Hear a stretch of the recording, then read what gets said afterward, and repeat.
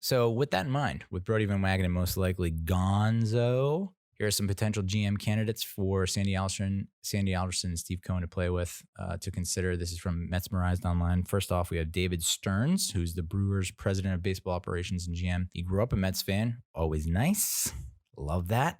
Although I would assume you have a group of people that are like, I don't like that because there's too much emotion tied to moves. There's too much emotion. You have to remove your emotion when making moves, whether it be cuts, waiving players, trading players, fan favorites, So I'm certainly, there's got to be a sect of people that are like, we can't have emotion come into business moves. Get it, got it, good. But I think it doesn't hurt because it's like you're going to care more about how the team does. So that's in the one for the pro or plus column. He even spent the 2008 season interning in the organization under Omar Minaya.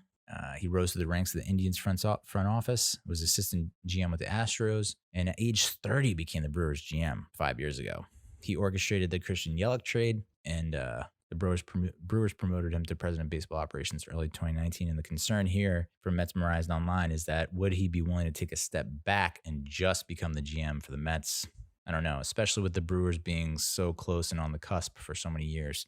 Does he want to see that through? Matt Arnold is the Brewers senior vice president and assistant GM. He's done everything that you can do in a front office except be a GM. He's spent 9 seasons as a key cog in the Tampa Bay Rays hyper-analytical machine. And as you can see, we talked about this the previous episode when we were recapping the Rays-Mets series. There are a lot of names on the Rays that I just do not ring a bell at all.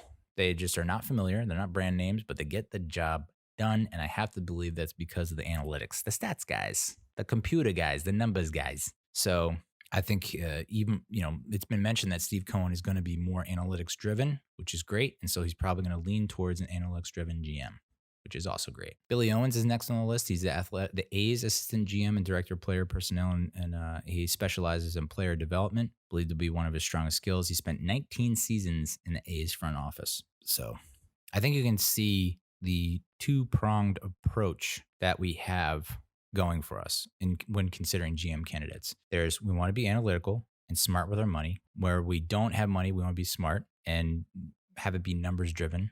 What's the best bang for a buck? But also, as a nice little cushion, we can go out and get an overpay for certain players that can not only increase jersey sales, ticket sales, but also be the nucleus of a team, to be the face of the team. Jared Porter's next on the list. He's the Diamondbacks senior VP and assistant GM.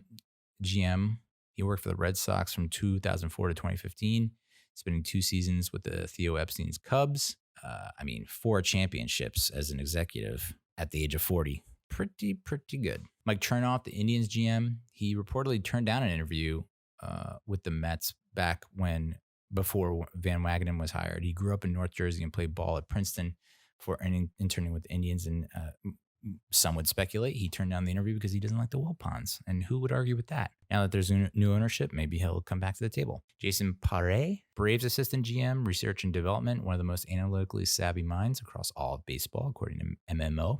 Paul DePodesta, one of Alderson's first hires in 2010, was with the Mets until the Browns snatched him away. Weird move.